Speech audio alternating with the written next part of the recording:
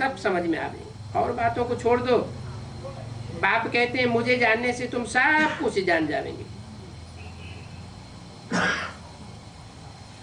तो अभी सब कुछ जान गए हैं कोई क्या है? अरे इतने साल से 70 साल से पढ़ाई हो रही है, तो 70 साल से कुछ जानने वाले कोई तो निकले होंगे। अगर निकले हैं तो सब कुछ जान गए होंगे ना, है? जान गए तो 84 जन्मों का हिसाब किताब भी जान गए होंगे। नहीं जाना? जाना? 84 जन्मों का हिसाब जान लिया किसी ने? पूरी आत्मा ने। अच्छा, एक आत्मा ने जान लिया होगा। हाँ बाबू, जान लिया होगा तो दूसरों को बताएगा ना। फिर किसी को बताया? अब ये क्या बात हुई? इसका मतलब क्या हुआ कि एक को किसी ने पूरा पूरा नहीं जाना। अगर पूरा पूरा जान जावे तो अपने 84 जन्मों को भी जान जावे। बाप को जानने से तुम सब कुछ जान जावेंगे। अगर जान ही जाते तो फिर ये निश्चय अनिश्चय का चक्र क्यों आता? ये निश्चय अनिश्चय का चक्र सबसे पहले किसका खत्म होगा? पहले तो पहला पत्ता कौन है? जो पहला पत्ता है वो सब पहले पत्ते के पहले समाधान सब बातों का होना चाहिए। कहते हैं भारत में क्या क्यों आते हैं? कोई प्रश्न करते हैं कि भगवान भारत में ही क्यों आते हैं, दूसरे देश में क्यों नहीं आते? इसका क्या कारण है? अरे कोई कारण होगा क्या? कारण ही ऐसे ही जहां चाहे वहां आ गए। भारत ही पतित बनता है, भारत ही पावन बनता है। ऐसे क्यों दिखाया है?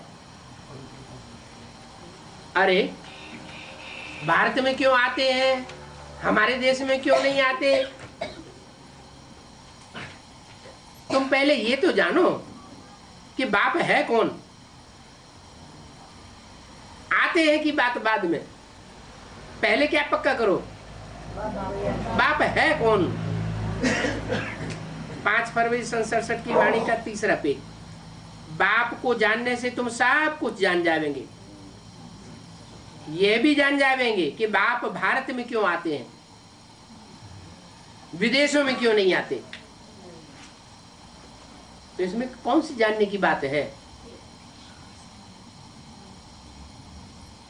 जो बाप को जान जाने से हम जान जाएंगे, कोई तो बात होगी। क्या बात है? कोई बात ऐसी है जो बहुत निश्चय निश्चय में लाती है? माया है। हाँ, बाप की पहचान में कोई ऐसी बात है जो बहुत निश्चय निश्चय में लाती है, जिसका इस बात से कनेक्शन है कि बाप भारत में ही क्यों आते हैं, विदेश में क्यों नहीं आते हैं? कौन सी बात है? हाँ, माता पिता का बर्थ प्लेस क्यों है, भारत ही क्यों है? वो तो है तो सारे जगत का माता पिता, जगत पिता है, जगदम्बा है, तो विदेशों में भी आना चाहिए। हाँ, क्योंकि बाप से ज्यादा एवर प्योर का पार्ट और दुनिया में कोई बजाय नहीं सकता। बाप जितना प्योर है उतना कोई भी मनुष्य आत्मा इतनी पवित्र पार्ट नहीं बजा सकती। बाप के पार्ट की यादगार मंदिर में दिखाई गई है। इसी बात में सबसे ज्यादा निश्चय अनिश्चय आता है। किस बात में? कि बाप जो बाप के रूप में आया हुआ है वो विषपाई क्यों दिखाया गया? उसको विष पीने वाला क्यों दिखाया गया है? बाप तो कहते हैं अमृत छोड़ विष काहे को खाए। सब पूरी गंदगी जब खाए तभी सबको पवित्र बनाए। गंदगी खाने वाला कौन है? गंदगी को सूखने वाला कौन है? वो है जो कभी भी गंदगी में जन्म नहीं लेता। कौन नहीं लेता? शिव सुप्रीम सोल कभी गंदगी में जन्म नहीं लेता। वो परकाया प्रवेश तो करता है लेकिन गर्भ से जन्म नहीं लेता। जो गर्भ से जन्म ही नहीं लेता वो अपवित्र कैसे बन जाएगा? तो वो जिसमें प्रवेश करता है उसमें प्रवेश करके ऐसा पार्ट बजाता है जिस पार्ट को मनुष्य मात्र जल्दी समझ नहीं पाते। मनुष्यों की तो बात ही छोड़ दो, तुम बच्चे भी शंकर के पार्ट को समझने में गलतियां कर देते हो। नंबरवार नहीं, नंबरवार होंगे तो कोई 100% भी होगा। शंकर का ऐसा वंडरफुल पार्ट है जो तुम बच्चे भी समझ न सको। जो सबसे बाप के बड़ेले समझदार बच्चे हैं वो ही नहीं समझ पाते, तो बाकी जो 500 करोड़ मनुष्य आत्मा है उनके समझने की तो बात ही नहीं। तो बाप को पहले जानो।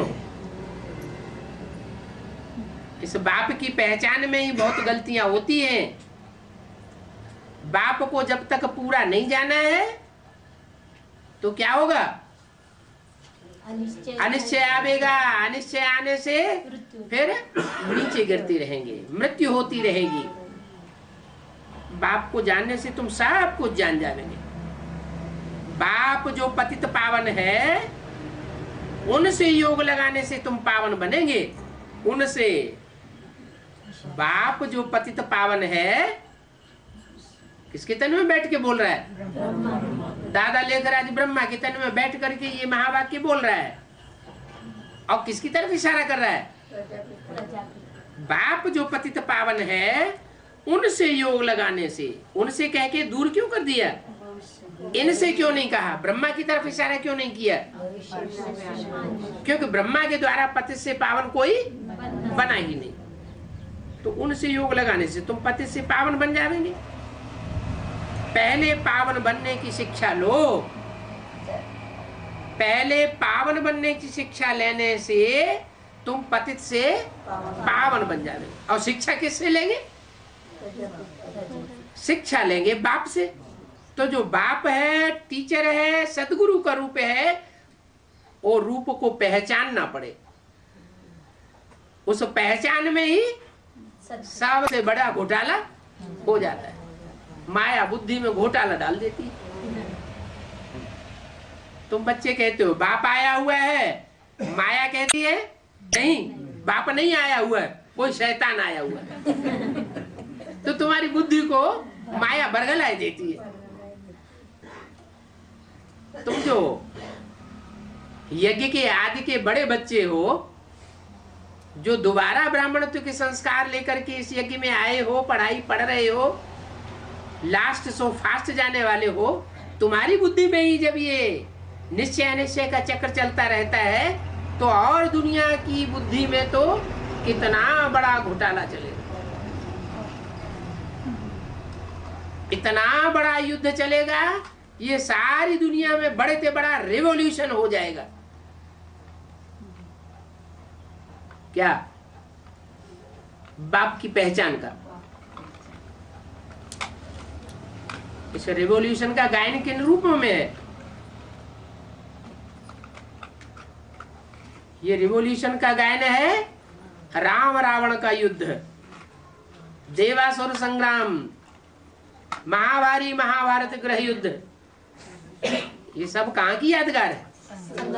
संगम युग की। तो मुट्ठी भर बच्चे कहते हो बाप आया हुआ है, लेकिन माया तुम्हारी बुद्धि को भी बरगला लेगी। ओम शांति।